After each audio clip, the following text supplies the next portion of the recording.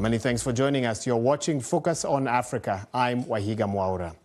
Now, suspected Boko Haram militants have attacked an army base in Nigeria's Borno state as the country's northeast struggles to cope with a resurgence of Islamist attacks. It's left an unknown number of soldiers missing, with several feared dead. Well, you can see here on the screen the aftermath of the attack, which happened at around 3 a.m. local time on Monday morning. Reports say militants arrived on motorbikes and gun trucks before laying siege to the base in the town of Marte. It was several hours before troops managed to regroup and launched a counter-offensive to take back the base. Well, the increase in assaults on military facilities in the area has increased fears that Boko Haram are launching a major comeback. Also on Monday, 2 election officials were killed in a bomb blast in the same state. Now, they've been waging a violent insurgency in northeast Nigeria, attempting to establish an Islamic state for the last 16 years. Thousands of people have been killed and millions displaced. The latest casualties are 2 education officials who died in a bomb blast also in Borno state. The Nigerian military have repeatedly said that the group have been technically defeated. However, in recent months, the group seems to have adapted, including by using armed drones and by planting bombs on major roads. Tonight, we look at what this renewed wave of violence means for Nigeria's fight against insurgency and why this conflict continues to defy resolution after more than a decade. For some context, I spoke to security analyst Dr. Kabir Adamu, and I began by asking him for more on what these latest attacks tell us about the current status of Boko Haram. It's a continuation of a trend that started in early this year and that unfortunately has sustained up until now.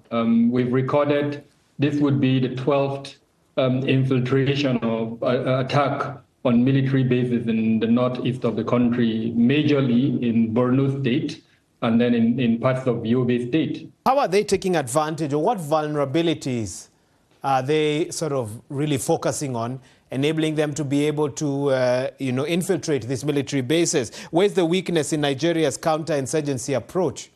Clearly, it's one of intelligence. These attackers, they move.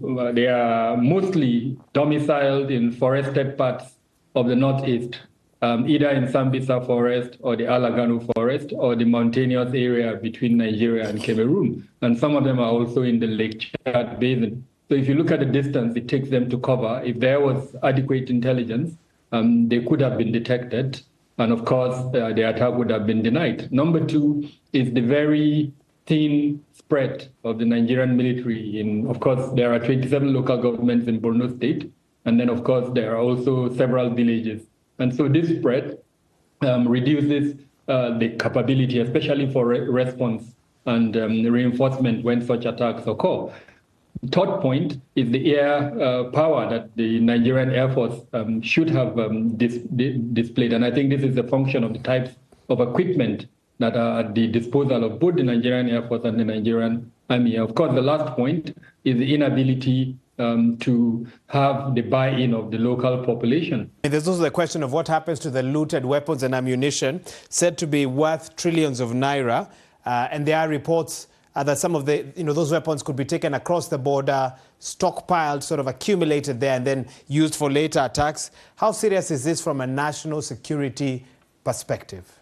Oh, it is serious. And they don't have to be taken outside the border. Like I said earlier on, most of these bad guys, they are in forested parts, and a significant portion of the forested parts are in Nigeria. So it's likely that they're going to take them there, keep them there, and then, of course, use them for future attacks. Studies have shown, various studies, both by the company that I run, Beacon Security and Intelligence Limited, and then several other think tanks have also conducted research. And the general consensus is that a significant portion of the weaponry that is being used by both the Jamaat al-Ahlissin al-Dawati wal-Jihad and the Islamic State in West Africa province are weapons that have been taken away from the Nigerian military and other security forces. Is there a factor of the potential weakening of regional cooperation that could be contributing to this? We've seen Niger exit from the multinational joint task force. How exposed would you say Nigeria and other countries in the region are as this cooperation possibly weakens? So yes, we recently published a report on that showing that security has deteriorated in the three AES countries. And if you look at the border, a common shared border between Nigeria and Niger, which is over 1,600 kilometers. And if you also consider the fact that one of the strategic decisions taken by the CNSP, the junta that is ruling Niger, is to look more into internal security than border security. And so it has moved troops from borders back into urban areas. It has also moved troops to protect oil pipelines that are being vandalized and destroyed by different groups. And so vulnerabilities have been created, and it is these vulnerabilities that are being exploited by some of these threat elements. So movement is now easier of both material and sometimes human assets by these groups.